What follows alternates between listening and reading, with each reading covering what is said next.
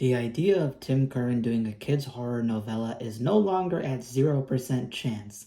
The matter of fact is that Weird House Press, the publishing company that he uses for all of his books, and he's openly praised and said they enjoyed him, as well as the press itself constantly promoting him as one of their mascot guys, they've had multiple kids' horror novellas published on the website from last year and now a new one that's being published this year. And the new one that's being published this year is by a guy named Tim Wagner.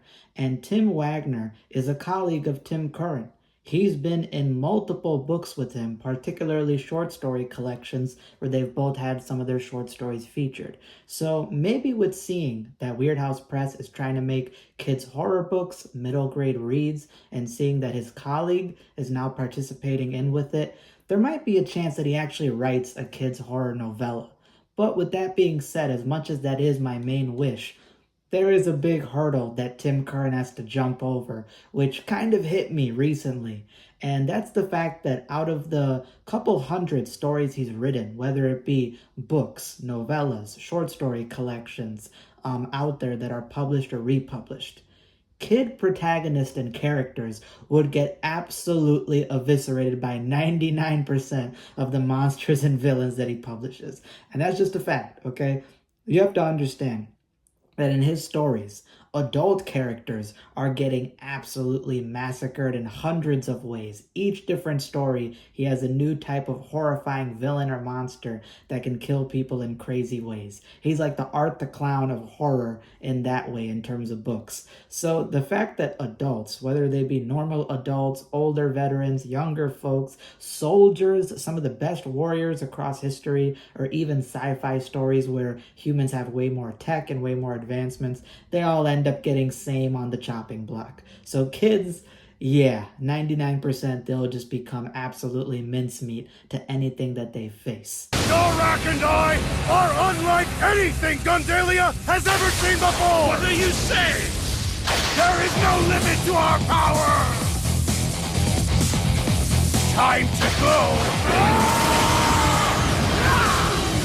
But with that being said, there are four short stories, which make up the 1% of his work, that I do think kid protagonists and characters would actually be able to take on and possibly defeat, so they can hold their own against those. So that's what I'm going to be talking about today. I'll be going into a little bit about the four different stories that I've picked. I'll rank them based off the difficulty level that I feel, and then at the end you might have some ideas about some stuff he could possibly do, and of course there is the possibility that he could just write a completely brand new villain or whatever. And there is one idea that in terms of a monster he's never tried, and I feel like although I would like to see that one done in an adult horror story where he can go all out, no bars, no containment, just do whatever he wants, I think that he could debut it in a kid's horror novella if he has the idea. So we'll talk about that later. But now, without further ado, let's get into the four stories. The first story, number 4, that I'll be talking about is Not Sugar, Spice, or Anything Nice from the collection Bone Marrow Stew. Now, this is one of his shortest short stories. It's only like 5 pages or less. And of course, as the title kind of alludes and plays spoof off of, it's about this adorable little girl as a sinister villain.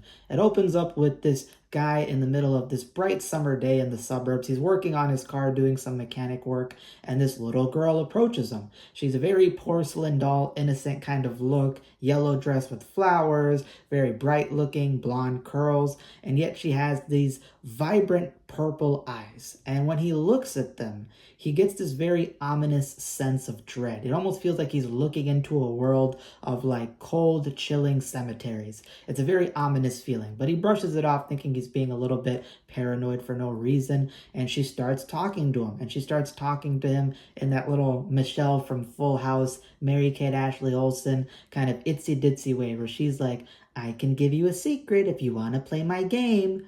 And he's obviously stranged and weirded out by the way she looks, almost as if she's dressed like a girl from like the 80s or 90s, very old school looking.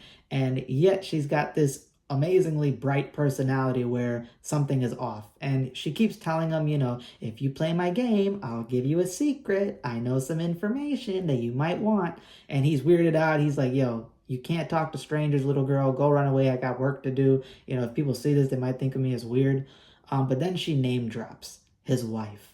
and says that she knows something about his wife, and then reveals that she knows in her little cutesy dootsy way that his wife has been cheating on him with a neighbor in this suburb, and it's a particular neighbor he doesn't like. So right away he's weirded out that she knows this, and she kind of, teases him to like go inside and go confront her about it, and you'll see what I'm saying. And he goes into his house, confronts his wife, finds out that she was cheating, and then takes the socket wrench in his hand and starts beating her to death Vin Diesel style, Dominic Toretto shit. And as she's completely bloody and beaten up and her head is caved in, the little girl then goes to the neighbor's house and starts speaking to him. She starts telling him the same thing, like, I got a secret that you may want to know. And eventually he name drops the wife, the person that he's been doing some cheating and adultery with. And when she starts leading him over to the guy's house that he just committed the homicide in, this guy is walking over. He's expecting that, maybe the wife had called in this little girl to call him over. She's horny or whatever, wanting him, going to extreme lengths. And as he's walking over there and it's a bright summer day, he then notices something strange. He notices that as he's walking and looking around, that the little girl in front of him has no shadow. Out of everything that's around him, she is the only thing that is not projecting a shadow. And that's where the story ends, implying you that he's going to go see the person who committed the homicide of the woman he was with, the wife, and maybe he might end up killing that guy or he might end up calling the police. You don't know. It's pretty ambiguous. But this little girl is one of, if not the creepiest villain, in my opinion, that Tim Curran has written about. Now, is she the scariest? Hell no. He's got way, way scarier villains, things that'll absolutely floor you and make you go like, oh my lord. And that's kind of the difference between scary and creepy. Scary is outright expressional fear. It's that idea that your jaw drops, you shit yourself, you piss yourself with some of the things that he makes. You curl up in a ball and you don't know what to do and you're helpless. But creepy is the sense that you're still able to operate, you're still calm in a sense, but there's a growing sense of dread, this unnerve that makes you feel uncomfortable and disturbed. And that's what this little girl villain invokes. Now, the reason why I think that she could be potentially beaten by a kid, although we don't know much about her, it's a very ambiguous story. She seems to be a type of ghost or demon or entity, dark entity that's taken on the form of a little girl, but she has no expressional violence. She has no outward ability. She might have future sight or precognition or something that lets her know information about people, can see into people's lives and know their secrets. And she's much more of a manipulation type of villain. She relies on manipulating people. She doesn't outwardly hurt them, but she pulls the strings and kind of uses some disadvantages of human nature to make people pit against each other for her own little game, because it seems to be just a game for this entity. And that's really creepy. And if you were to make a kid's horror novella with a similar type of villain, I could imagine a story where you got a new girl on the block, a new girl in school, who's got those type of bright eyes and odd dressing style and this sense of dread that she invokes. And she might start manipulating the kid characters, making them turn against each other, not kill each other, but break up friendships, cause them to maybe fight, and then isolate certain people that she wants to start to manipulate to potentially get themselves to kill each other or do some bad things. And you could have a character do, like noticing the shadow and that type of creepy little hints and stuff that lets you know that she's not really a girl. She might be a ghost or a demon or something more. So I think that that's potentially an avenue that he could go down, that whole idea of this, perfect looking character who's not really what they seem and relies upon psychological stuff to manipulate people. That would make a fun kids horror idea if he did something similar to that. And that's the first one. Again, we don't really know if she has more powers than that. It's a very short story. But with what we've seen, she's probably the lowest threat that people could take on and do something about. The next short story is called Little Monsters, and this one is from the short story collection Atomic Horrors. And this short story was one of the lowest rated ones I gave in that collection because that collection was fantastic, and it's his most modern collection, dropped last year outside of Alien Horrors 2, which is going to be dropping this year.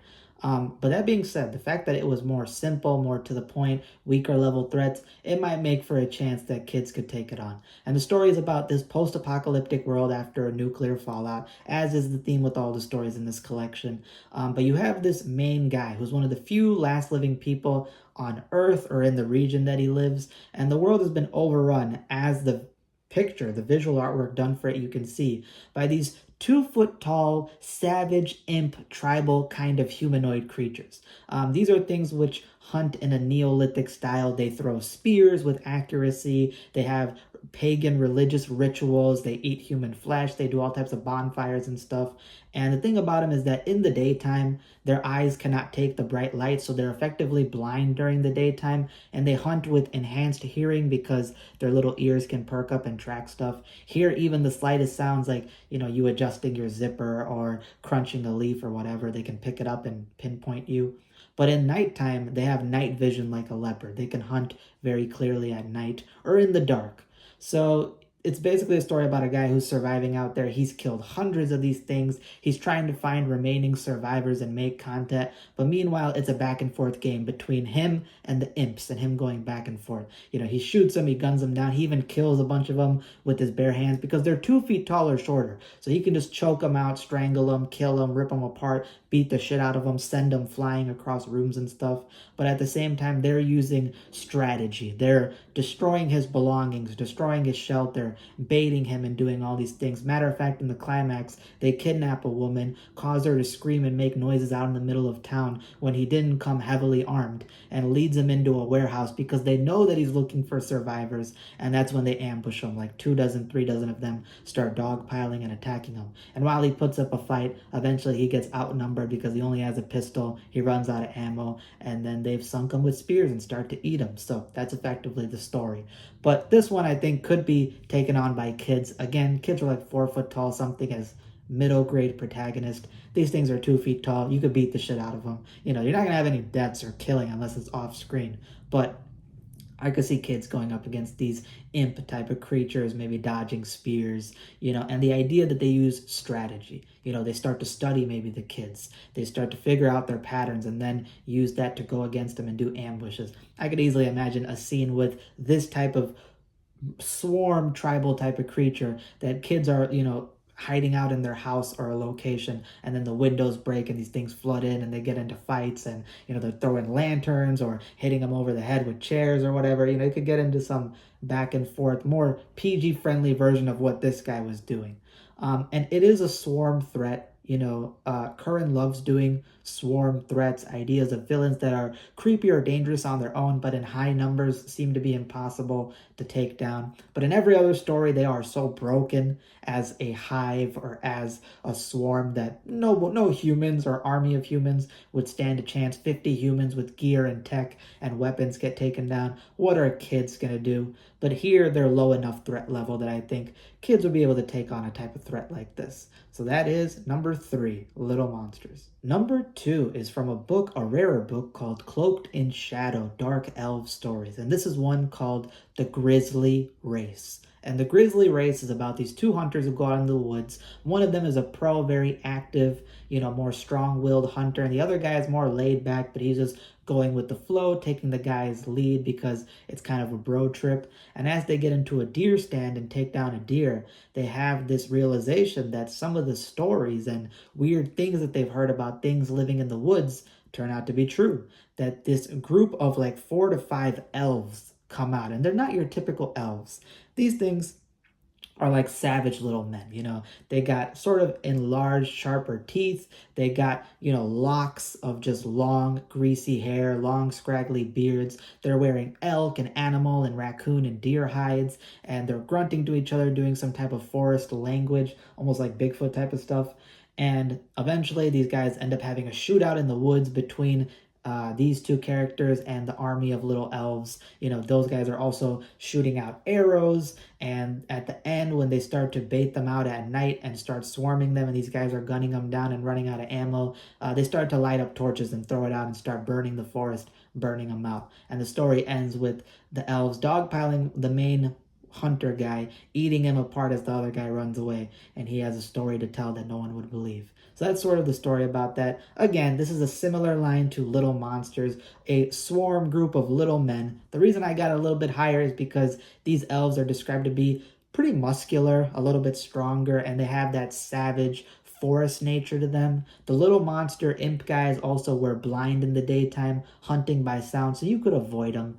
These guys are able to see in the daytime or nighttime easily, so you got more danger. And those guys were using spears. These guys use arrows on top of fire and use those type of forest strategies that they've been building up over thousands of years. And these guys have been around since the dawn of man. So there is a rivalry, an instinctual rivalry between humans and them. So you could have a similar type of setup for a kid's horror story. Have a story about these more grisly, creepy elves in the woods who are going against the kids. They have to make it out of the woods alive, find ways to take them down, and strategy, and the fact that they're unfamiliar with the woods, but the elves are pros at it. You've had similar type of kids horror stories done, so you could do something like that. And finally, number 1. This is a story, again, going back to Bone Marrow Stew, and one that I've talked about in a video before. It's called Queen of Spades. Queen of Spades is a story about a post-apocalyptic land, and society's kind of gone down. People are sort of being like survivors, Walking Dead types, and you have these kids who go out to play,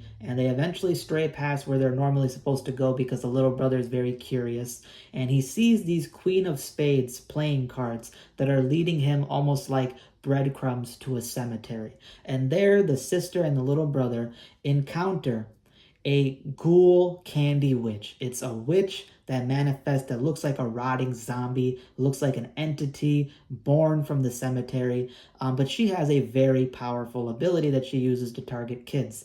She uses a hallucination ability that affects all 5 of your senses, almost like hypnosis. Your sight, your smell, your taste, your hearing, all these different aspects, your touch will start to get manipulated, and she will then shapeshift immediately into this very beautiful woman with golden skin, golden locks, beautiful clothes, and she's got this sweet, soothing voice like honey, and she's able to produce these copious amounts of all your delicious candies that you love for kids. And the kids start to get hallucinated. They start eating all these candies until they get full and sick and fall over. And when the girl wakes up, her brother has been kidnapped. He's no longer there. So she walks back sick, tired, all depressed, all these things back to her family, which is not her family. It's like an adopted family of like older sibling figures and a leader of the pack, this more matriarch woman. And as soon as she tells the story about what happened, the matriarch leader of the pack basically realizes the kind of entity that she might have ran into. So they get some preparations, they head back to the cemetery. The little girl realizes that she was forced to eat dirt and worms and other things from the cemetery, God knows what, that she thought was candy, and that's why she got full and sick and easy pickings. And when they get there, they see that this ghoul witch, a maiden witch, is basically out there with an open grave that she has the bodies of 8 to 9 children in. A lot of them have been eaten and feasted upon outside of the boy that she just took. And the reason why they're able to defeat her is there's a very specific ritual with very specific steps that you have to do involving salt and a mirror, and that effectively beats her quite easily, and is able to wrest the lives of some of the children outside of the brother because the little girl's in charge of putting the salt, and she doesn't have the nerve to do it. She's stricken with grief and all these things and nervous, and because she misses it, her brother, a couple days later, wakes back up and is possessed by the witch and now has acquired her look, acquired her abilities. He's a rotting little zombie boy, a ghoul that's able to produce candy and manipulate the 5 senses, carrying on the will in hunting. So that's the story. This is a very difficult villain for kids to beat. The fact that she has an absolutely broken ability of complete hypnosis, manipulating all 5 of your senses. She could, if you made a kids horror novella, she would pick a lot of victims. You'd have quite a few off-screen casualties. But the fact that there is a specific ritual that you can do that 100% takes her down if you do everything correctly, that's a good way for kids to be able to beat her. I could imagine kids getting picked off, all this fear and urban legend going on in a neighborhood, and then at the end you got like Avengers versus Thanos. You got like 8 to 9 kids from school, whole bunch of characters gathering together all the materials and getting ready, and maybe a few kids off screen die in that climax, and it's up to the rest of the kids to finish the job. You could do something like that. And then you could have somebody mess up and have one of the kids that died in there, getting possessed by the witch and then carrying on her whole legacy.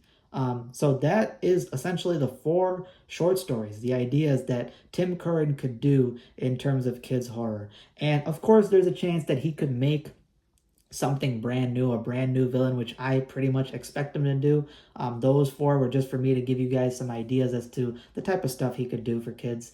And one story idea that he's never done, he's done literally almost every type of monster out there. Anything else he does at this point is going to be some brand new fucked up shit in his mind. But the one monster trope that he's not done is a mummy story. And I would love for him to do a mummy story, just a flat out mummy one about a pharaoh coming back to life. He's done a few stories involving like sandstorms, like 3 of them come to mind, where he has creatures using sandstorms as like concealment and taking them down. And he had one story, well, 2 of them that involves, people getting mummified and stuff. So he could do a pretty sinister mummy threat. Can he go all out as I would want in an adult horror story? No. But mummies are pretty familiar to kids. We've read and seen all types of mummy stories, so he could do his own cool little take on it. But maybe he makes something brand new and touches the game. And that is if he does it. And God willing, the fact that we're getting closer and closer, please do not edge me, universe. Give me Tim Curran finally making one. But that's all I got for today. Hope you guys enjoyed. I showed off some of the books that these stories feature in. So if you want to go pick them up, Bone Marrow still you can pick up on Kindle. Same with Atomic Horrors. Great collections. And that's all I got for today. Stay tuned for future content to come. I might be doing some more adult horror movie reviews and other short story collections from other authors because I'm kind of burnt out on kids horror temporarily, and then I'll get back in the game surely, but gonna happen eventually. So yeah, have a great day. Take care, deuces, and I'll see you till the next time.